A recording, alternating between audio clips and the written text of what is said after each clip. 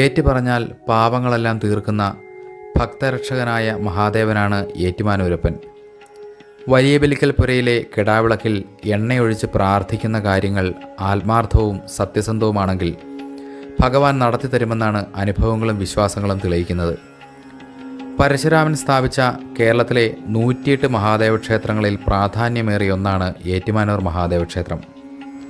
ഐതിഹ്യങ്ങളനുസരിച്ച് ത്രേതായുഗത്തോളം പഴക്കമുള്ള, നൂറ്റാണ്ടുകളോളം ദേവന്മാരാലും ഋഷിമാരാലും പൂജിക്കപ്പെട്ട വിഗ്രഹം. അതുകൊണ്ട് തന്നെ അസാമാന്യമായ ദേവസാന്നിധ്യമുള്ള ക്ഷേത്രമാണിത്. ഇവിടെ ഭക്തിയോടുകൂടി ഭജനം വരുന്നാൽ ഒഴിയാത്ത ബാധയും ഭേദപ്പെടാത്ത രോഗവുമില്ല എന്നാണ് വിശ്വാസം.